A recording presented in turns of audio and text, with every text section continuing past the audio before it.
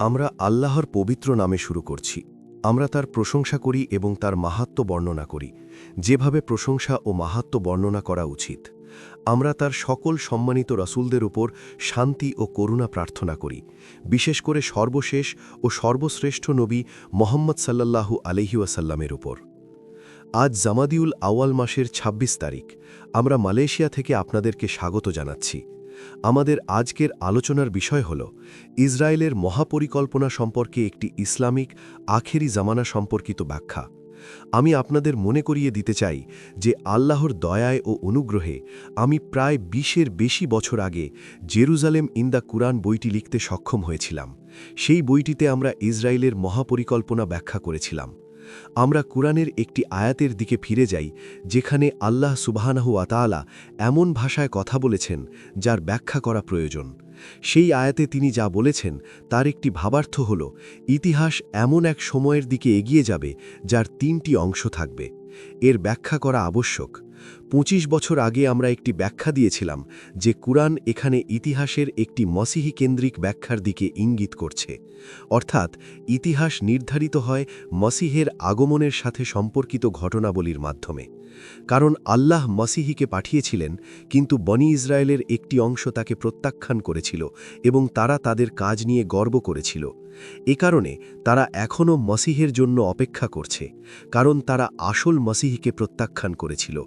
আমি সেই জাতির কথা বলছি যাদেরকে কুরআনে বনি ইসরায়েল বা ইহুদি হিসেবে উল্লেখ করা হয়েছে, এবং এই শব্দটি আমি কোনো অবমাননামূলকভাবে ব্যবহার করছি না। তারা মসিহকে প্রত্যাখ্যান করেছিল এবং তাদের কাজের বিষয়ে গর্ব করেছিল। তখন আল্লাহ এক সত্তাকে সৃষ্টি করেন এবং তাকে মসিহের রূপ ধারণ করার জন্য তৈরি করেন। খ্রিস্টানরা তাকে অ্যান্টিক্রাইস্ট হিসেবে চেনে, আর আমরা তাকে দাজ্জাল বা ভণ্ড মসিহ হিসেবে জানি। আমি বলেছিলাম যে যেহেতু দাজ্জাল বা ভণ্ড মসিহকে আসল মসিহের নকল করতে হবে এবং জেরুজালেম থেকে নিজেকে মসিহ হিসেবে ঘোষণা করতে হবে এবং একই সাথে বিশ্ব শাসন করতে হবে, যা আমাদের আজকের আলোচনার বিষয়, তাই তার ৩টি পর্যায় রয়েছে এবং এই ৩টি পর্যায় রাজনৈতিক ইতিহাসকে প্রভাবিত করে। এই ৩টি পর্যায় অর্থনৈতিক ইতিহাসকে প্রভাবিত করে এবং এই ৩টি পর্যায় মুদ্রানীতির ইতিহাসকে প্রভাবিত করে। তাই ইসলামের আলেমদের জন্য এখানে গবেষণার অনেক সুযোগ রয়েছে। আমি বলেছিলাম যে রাজনৈতিক ইতিহাসে প্রথম পর্যায়টি ছিল প্যাক্স ব্রিটানিকা, অর্থাৎ ব্রিটিশদের বিশ্ব শাসন। প্যাক্স ব্রিটানিকা ছিল জেরুজালেম থেকে বিশ্ব শাসনের উদ্দেশ্যে দাজ্জালের প্রথম পর্যায়। যদি আপনার কাছে প্যাক্স ব্রিটানিকার অন্য কোনো ব্যাখ্যা থাকে, আমি তা শুনতে আগ্রহী, কারণ আমি আন্তর্জাতিক সম্পর্কের একজন ছাত্র। এবং আমি বলেছিলাম যে দ্বিতীয় পর্যায়টি ছিল প্যাক্স আমেরিকানা। আমরা প্যাক্স আমেরিকানার ক্ষেত্রেও পবিত্র ভূমি এবং ইসরায়েলের প্রতি একই রহস্যময় আকর্ষণ দেখতে পাই, এবং আমরা বলেছিলাম যে এর তৃতীয় এবং শেষ পর্যায়ে আসবে। ২৫ বছর আগে আমরা বলেছিলাম যে তৃতীয় এবং শেষ পর্যায়টি হবে প্যাক্স জুডাইকা, যখন ইসরায়েল রাষ্ট্রটি মার্কিন যুক্তরাষ্ট্রকে প্রতিস্থাপন করে বিশ্বের তৃতীয় এবং সর্বশেষ শাসক রাষ্ট্র হওয়ার চেষ্টা করবে। যখন এই ৩টি পর্যায় শেষ হয়ে যাবে, তখন দাজ্জাল মানবরূপে আবির্ভূত হবে এবং সে জেরুজালেমে দাঁড়িয়ে ঘোষণা করবে, আমিই মসিহ। কিন্তু সে আসল মসিহ হবে না, সে হবে ভণ্ড মসিহ। তিনি সেই জাতিকে একটি ভুল পথে চালিত করবেন, এবং এটি হবে তাদের ইতিহাসের এক চূড়ান্ত ভুল। কারণ ভণ্ড মসিহ তার মিশন শেষ করার পর আল্লাহ ইমাম মাহাদিকে পাঠাবেন, এবং ইমাম মাহাদির আগমনের পর আসল মসিহ ঈসা আলাইহিসসালাম ফিরে আসবেন। কুরআনে প্রচুর প্রমাণ রয়েছে যে নবী ঈসা আলাইহিসসালাম ফিরে আসবেন। সুতরাং আমরা জানি যে ইসরায়েলের মহাপরিকল্পনা হল বিশ্বকে শাসন করা, তবে এটি আপনাদের জন্য নতুন কোনো খবর নয়। এই খবরটি হয়তো তাদের জন্য নতুন যারা কেবল সাধারণ খবরের উপর নির্ভর করেন এবং গভীরতার সাথে বিষয়গুলো নিয়ে ভাবেন না, কিন্তু আপনারা নন, আপনারা ইতোমধ্যে জানেন। মালয়েশিয়ার মানুষও ইতোমধ্যে জানে যে ইসরায়েলের মহাপরিকল্পনা হল জেরুজালেম থেকে বিশ্বকে শাসন করা।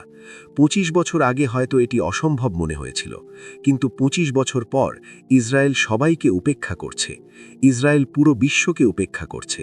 ইসরায়েল জাতিসংঘের নিরাপত্তা পরিষদকে উপেক্ষা করছে, এবং ইসরায়েল তাই করছে যা তাকে বিশ্বের পরবর্তী শাসক রাষ্ট্র হতে সাহায্য করবে। পরবর্তী প্রশ্ন হল, যদি ইসরায়েল বিশ্বের শাসক রাষ্ট্র হতে চায় তাহলে একটি শাসক রাষ্ট্রের সংজ্ঞা কী, যেমন ব্রিটেন বা মার্কিন যুক্তরাষ্ট্র ছিল?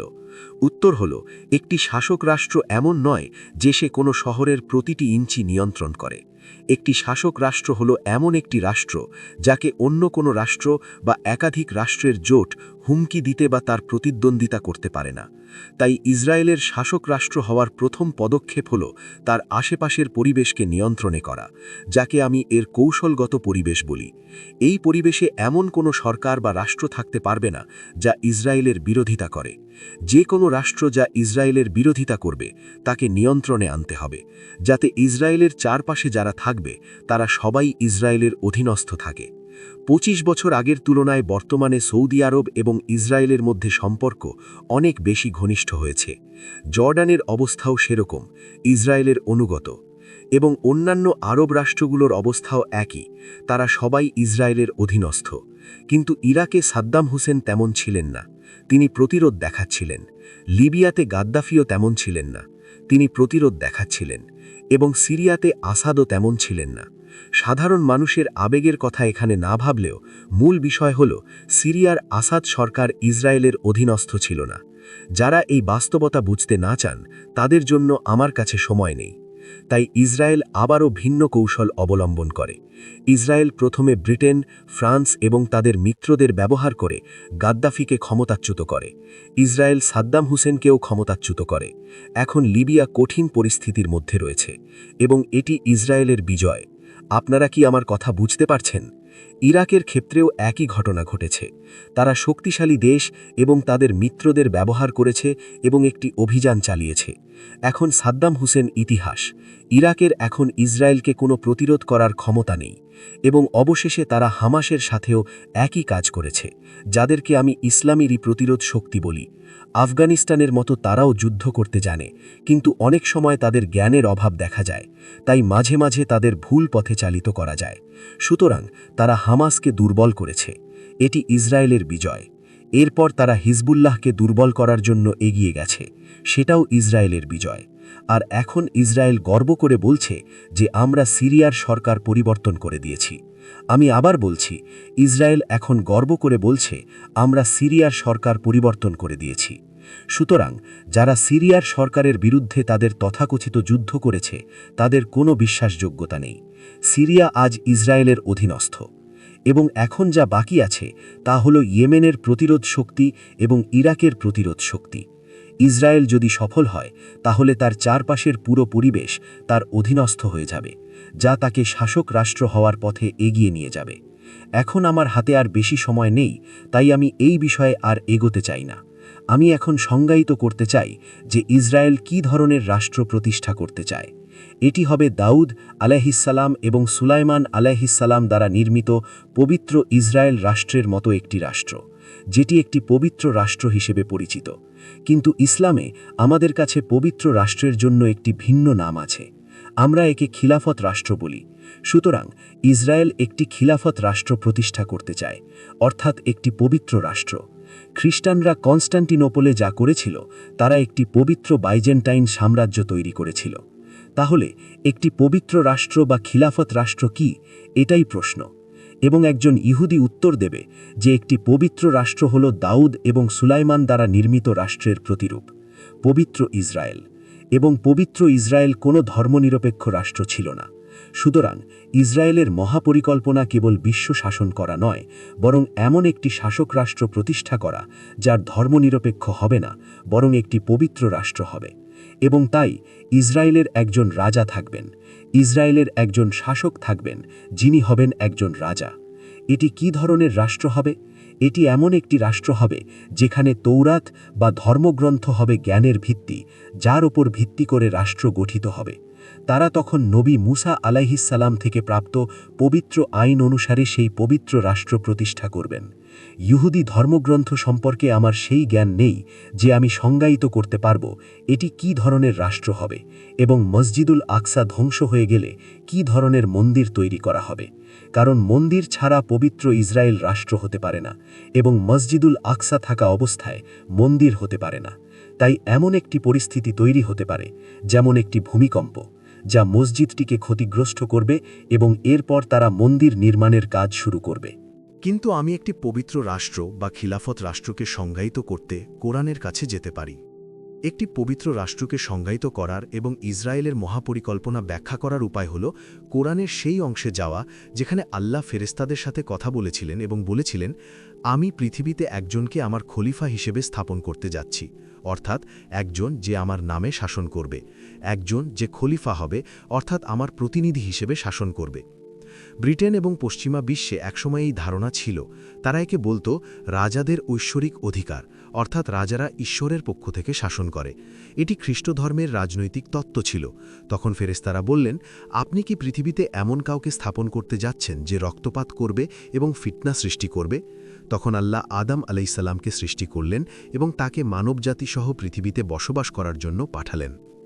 তাহলে কখন পৃথিবীতে কেউ আল্লাহর পক্ষ থেকে শাসন করবে? এটাই প্রশ্ন। মানবজাতি এখন পৃথিবীতে আছে, শাসক রাষ্ট্র কখন আবির্ভূত হবে? দাউদ আলাইসাল্লামের সময় পর্যন্ত আমাদের কাছে এমন কোনো ঘটনার প্রমাণ নেই। মানব ইতিহাসে প্রথমবারের মতো জেরুজালেমে একটি পবিত্র রাষ্ট্র প্রতিষ্ঠিত হল এবং কোরআনের একটি অত্যন্ত গুরুত্বপূর্ণ আয়াত সূরা সোয়াদে অবস্থিত, যেখানে আল্লাহ দাউদ আলাইসাল্লামের সাথে কথা বলেন এবং তিনি যা বলেছিলেন তা হল, হে দাউদ, আমরা তোমাকে পৃথিবীতে আমাদের নামে শাসন করার জন্য নিযুক্ত করছি। সুতরাং তিনি খলিফা এবং এখন একটি খিলাফত রাষ্ট্র বা শাসক রাষ্ট্র প্রতিষ্ঠিত হল। আমি এই কথাগুলো রাশিয়ার রাষ্ট্রপতির সুবিধার জন্য ব্যাখ্যা করছি, যাতে এই কথাগুলো তার কাছে পৌঁছায়, কারণ কেউ তাদেরকে কোরআন শেখায়নি। ৬০০ বছরের ওসমানীয় সাম্রাজ্যেও কোরআন শেখায়নি। আমরা এখন রাশিয়ার জনগণকে কোরআন শেখাচ্ছি এবং তারা সম্মানের সাথে তা শুনছেন। হে দাউদ, আমি তোমাকে আমার নামে পৃথিবীতে শাসন করার জন্য নিযুক্ত করছি। আর এভাবেই ইতিহাসে প্রথমবারের মতো একটি পবিত্র রাষ্ট্র বা খিলাফত রাষ্ট্র প্রতিষ্ঠিত হয় এবং এটি ইব্রাহিম আলাইসাল্লামের বংশ বা পরিবারে আসে এবং কোরআন বলে এটি একটি মহান রাষ্ট্র হতে চলেছে। একটি পবিত্র রাষ্ট্রের ভিত্তি, একটি খিলাফত রাষ্ট্রের সংজ্ঞা এই কয়েকটি শব্দের মধ্যে নিহিত আছে। সেই রাষ্ট্রের শাসন, আইন এবং প্রশাসন অবশ্যই সত্যের ওপর ভিত্তি করে হতে হবে। আল হক, এটাই পবিত্র রাষ্ট্র। সত্য কোনো ধর্মনিরপেক্ষ বিষয় নয় যা মেঘের সাথে সাথে পরিবর্তিত হয়। সত্য হল সার্বজনীন এবং সত্য হল এক ঈশ্বরের বাণী। সত্য প্রতিটি ঐশী গ্রন্থের সাথে অবতীর্ণ হয়েছে এবং চূড়ান্তভাবে কোরআনের মাধ্যমে পরম সত্য অবতীর্ণ হয়েছে। তাই যখন তারা আধুনিক পশ্চিমা সভ্যতা তৈরি করেছিল এবং বিশ্বকে নিয়ন্ত্রণ করেছিল এবং মানবজাতির জন্য একটি নতুন রাজনৈতিক ব্যবস্থা নিয়ে এসেছিল, তখন তারা যুক্তি করেছিল যে আমাদের রাষ্ট্রের সংজ্ঞা পরিবর্তন করতে হবে এবং একটি রাষ্ট্র আর পবিত্র রাষ্ট্র হতে পারে না। ধর্ম এবং রাজনীতিকে একে অপরের থেকে চিরতরে আলাদা করতে হবে এবং এখন রাজনীতির সাথে সত্যের কোনো সম্পর্ক নেই, ধর্মগ্রন্থের সাথে রাজনীতির কোনো সম্পর্ক নেই। আপনার এখন একটি সংবিধান প্রয়োজন এবং যদি আপনার একটি সংবিধান না থাকে, আপনি একটি রাষ্ট্র নন। আর সংবিধান ঈশ্বর থেকে আসে না। জনগণ এখন দায়িত্বে এবং ঈশ্বর আর দায়িত্বে নেই। আমি গতকাল খুব খুশি হয়েছিলাম যখন রাশিয়ার রাষ্ট্রপতি ভ্লাদিমির পুতিন এমনভাবে কথা বলেছিলেন যা তিনি আগে কখনো বলেননি। গতকাল তিনি বলেছেন, আমি ঈশ্বরে বিশ্বাস করি এবং ঈশ্বর আমাদের সাথে আছেন। যারা ভিন্ন চিন্তা করে তারা এই কথাটি নিয়ে ভাবতে পারেন, কারণ তারা এখন চায় রাশিয়া সিরিয়া ছেড়ে চলে যাক, যাতে ইসরায়েল এমন একটি সিরিয়া পায় যা সম্পূর্ণরূপে তার অধীনস্থ থাকবে। সুতরাং আইন অবশ্যই সত্য থেকে আসতে হবে। আইনকে সত্যের অধীনস্থ হতে হবে। প্রশাসন সত্যের ওপর ভিত্তি করে হতে হবে। রাষ্ট্র এবং সরকারকে আল্লাহর কাছ থেকে আসা সত্যের অধীনস্থ হতে হবে। এটাই একটি পবিত্র রাষ্ট্র। কিন্তু এর পরিবর্তে আমাদের এখন একটি ধর্মনিরপেক্ষ রাষ্ট্র আছে এবং একটি ধর্মনিরপেক্ষ রাষ্ট্র ঈশ্বরকে বিদায় জানায়। তিনি আর দায়িত্বে নেই, আমরা এখন দায়িত্বে। আর এটাই কুফর এবং শিরক। এখন আমি খুব সংক্ষেপে সেই পবিত্র রাষ্ট্রটি পরীক্ষা করতে চাই যেটা জেরুজালেমে প্রতিষ্ঠিত হয়েছিল, কারণ ইসরায়েল সেটাই অনুকরণ করতে চায়। সেই পবিত্র রাষ্ট্রের একমাত্র নাগরিক ছিল বনি ইসরায়েল। আপনি যদি বনি ইসরায়েলের না হন, আপনি নাগরিক নন। সুতরাং যখন ইসরায়েল বিশ্বের শাসক রাষ্ট্র হিসেবে দায়িত্ব নেবে, তখন বিশ্ব আবার দুই ভাগে বিভক্ত হয়ে যাবে, যারা সেই নির্দিষ্ট গোষ্ঠীর এবং যারা নয়। মানুষ আর তাদের জাতীয়তা দ্বারা পরিচিত হবে না, যেমন আমরা ব্রিটিশ বা আমেরিকান। না, তখন বলা হবে তোমরা ভিন্ন এবং আমরা এক। এটাই আসছে সেই রাষ্ট্রের রূপরেখা। দ্বিতীয়ত, সেই পবিত্র রাষ্ট্রের কোনো নির্দিষ্ট সীমানা ছিল না। পবিত্র রাষ্ট্র তার সীমানা যত খুশি প্রসারিত করতে পারত। আর এটাই সেই রাষ্ট্র যা আসছে, এমন একটি ইসরায়েল যার কোনো নির্দিষ্ট সীমানা থাকবে না, এমন একটি ইসরায়েল যা যত খুশি প্রসারিত হতে পারবে। এবং তোরা বলে যে পবিত্র ইসরায়েল মিশরের নদী থেকে ইউফ্রেটিস নদী পর্যন্ত পর্যন্ত বিস্তৃত।